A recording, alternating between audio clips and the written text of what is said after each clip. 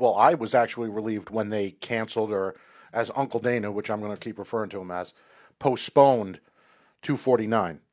Now all of a sudden we have UFC 250 all of a sudden. Mm-hmm.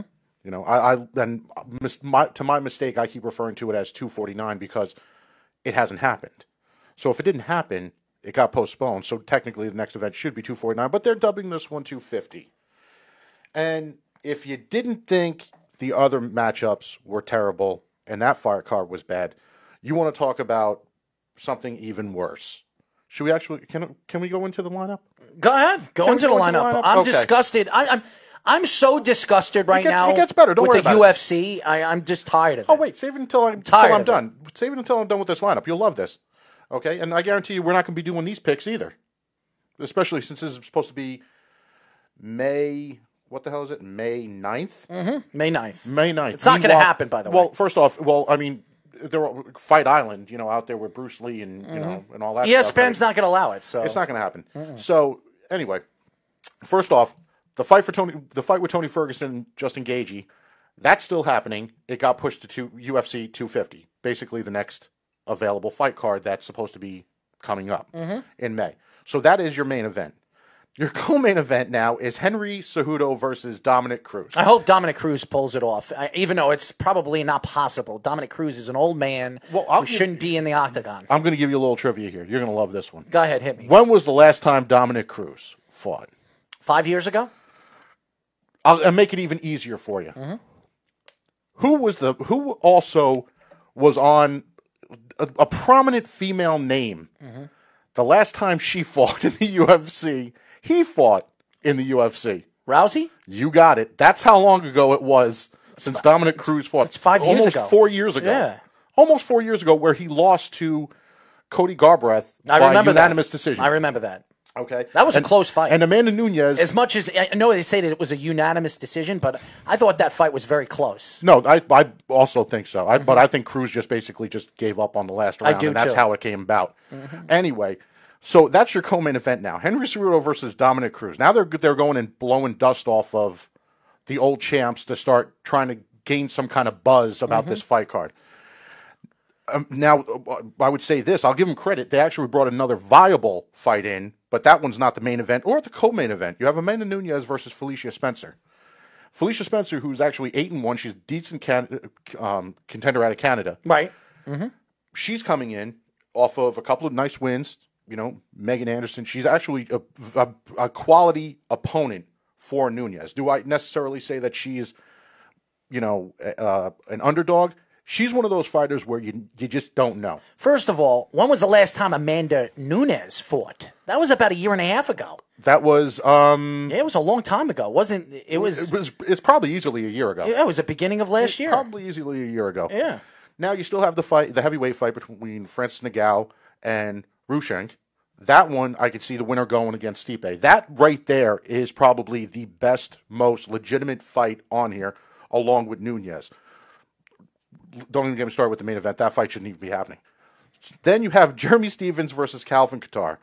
Jeremy Stephens basically being set up as a stepping stone for Calvin Kattar. Then you have Fabricio Verdum, another guy who hasn't fought in 2 years, against Alexei Olenek. Donald Cerrone, one of our favorites. Cerrone versus... Why am I not surprised? This guy, didn't he break his nose or something like that? Against somebody's shoulder? Yeah. I believe somebody's shoulder, right? Yeah. Yeah. And who's he going against? It's the rematch against Anthony Pettis. How wonderful. I wonder who's going to win that fight. Of course, Dana White is trying to get Cerrone back on track. So what he's going to do, he's going to give him a hand-me-down of Pettis. And listen, I think Pettis has been a great fighter. Over the years, this guy was a championship fighter. This guy hasn't been a good fighter for like 3 years. How many fights has he won in 3 years? Who? One? Dominic? Yeah. No. Pettis. Pettis? Yes. The last one he fought, Stephen Thompson, was the last legitimate win that he had. When he pulled that. How long ago was that? A year ago. I don't even think that. I don't think that was legitimate. If you look at Pettis' record, I would predict that Pettis in the last 2 years has like a 1-4 record, a 1-3 record, and he still has a contract with the UFC. Why does Pettis have a contract? And The reason why I have to laugh is just because Mighty Mouse is not in the UFC anymore. Why is that? That's what I want to know. Listen. Demetrius Johnson is probably one of the best fighters the UFC has ever had. And this guy was pretty much thrown away by the UFC because he was a piece of garbage in their eyes. Meanwhile, he didn't lose a fight in almost 5 years. He lost his last fight, which I believe he won. He got robbed. Henry Cejudo, whatever his name is, he beat him, and I thought Demetrius Johnson won that fight. That was a setup. The Demetrius Johnson, Henry Cejudo, where the upset, I believe that was a badly planned setup where you would have Demetrius lose, and unfortunately it didn't come to anything good because you should have had another rematch where you would have a trilogy. Because if you remember the first fight that Cejudo had against Johnson, that's his name, Cejudo. Yeah, that wasn't even Henry a question mark. That wasn't even a question mark on how the hell dominant that fight was. It was one-sided, and that was it. That's why you can't go from this to this and tell me that it's legitimate. Please. Now, to answer your question in regards to Pettis, as you said, and you weren't wrong, Pettis is actually 1-3 since 2018. Why does he have a contract with the UFC? You get rid of Johnson because he lost his last fight. And I understand you want to get rid of him because he's not putting fannies in his seats. What has Pettis put in his seats? Who is Anthony Pettis? Anthony Pettis has not been a good fighter in years. No. And Demetrius Johnson hasn't lost a fight in the other division, in the other league. He hasn't lost a fight in a year. Now, he's going to be a free agent after this year. Is the UFC going to bring him back, or are they going to abuse him and not ever bring him back? Pettis hasn't been the same since he lost to Dos Anjos. And that was back in 2015. He lost to Max Holloway. He lost to Nate Diaz. He lost to Eddie Alvarez. And I love Max Holloway. Where has Max Holloway been? He's disappeared. When was his last fight? 8 months ago? 9 months ago? This is one of the best fighters in his division. Max Holloway, what was he? 155? 155, yeah. He's 155. He's got to be a top 5 fighter right now in the 155 division. Well, he had the belt. Right. And then he lost to Alexander So he's a top 5 fighter. Maybe he's a top 3, top 4. He's ranked 4th in the division. He lost last December. Yeah. He lost the belt. That's almost 7 months ago. Mm-hmm. And since what is it? It's almost May. He's actually 1-2 himself in the year of. It's 6 months ago. In the year of 2000, he hasn't fought in 2020 yet. In 2019, he actually has 1 win, 2 losses. So I mean, he's going down that road as well. And why does he have a contract still? You see what I'm getting with? You see what I'm getting at because right here? these are the names. These are the names, as we've said numerous times, over and over again, every single week. These are the names that are known. Why? Because the fighters that are better than them, they are not known. So they're not going to draw any buzz. They're not going to draw any type of attention by any of the fans or any of the fans that are just basically familiar with some of these names. Pettis would actually cause somebody to say, oh, I recognize that name. Where if you go down the list, somebody else who was actually probably 15-1 coming from another organization, fought in a couple of the fight nights and is probably undefeated in the UFC, probably wouldn't draw any buzz because they haven't, as you've said numerous times, and we all agree, they have nothing to build the names of the talent. And they don't educate the fans on who the talent is. They have their little blogs, their little embeddeds, their little YouTube clips or whatnot, but they don't put any money into promoting the upcoming talent. They don't do it. And this is why I look at the UFC and I look at Dana White and the promotion behind everything that Dana White is trying to do right now with the whole COVID-19. May 9th is never going to happen. I'm telling you right now, it's never going to happen. So I do believe there will be fights again, probably at the end of May. But right now, Donald Trump has already come out and said that there will nothing is opening up until May 15th now. So why? Let me ask you a question. Why will ESPN agree after they discussed UFC 249 and canceled UFC 249? Why are they going to agree on this? It doesn't make sense. And by the way, this card is worse than the other one. But here's the thing. ESPN hasn't agreed to it yet. That's the one they're not going to. They're not going to, but no, ESPN hasn't agreed to it yet. So all of these things that you see on the social media and all these little snippets of this fight's happening, this fight's happening, this fight's happening, this fight's happening. The funny thing about it is the only person that talks about this stuff and then ultimately is told to shut up in a very nice, unique way is Dana White. Dana White, Helwani, and whoever else he's got on That's the payroll. another Joe Kawani. Don't get me started with that guy. Ariel Hawani. Don't get me started Give with me a that break. guy, please. Let me throw up. So when it's all said and done, until ESPN actually has a damn commercial, or even when you look on ESPN, they have those little pop-ups on the social media saying upcoming fight, like they normally do.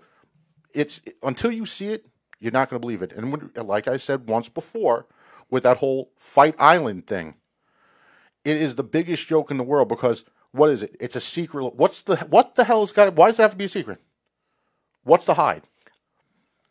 No, you think everybody else is going to run to the island? I'm lost with everything that Dana White is trying to do. Who's going to run to the island? The NFL is going to take over the island? This is ridiculous. This has become such a ridiculous joke. It's funny. Meanwhile, since there's no fights going on and everybody's dealing with the COVID-19 and there's nothing going on, don't you think this might be the time that the UFC can actually put together some type of platform or some type of, not even an event, but something like those UFC countdowns in a way where you could start promoting some of these names that you haven't heard from? It's not like people are home. They're not going to watch it?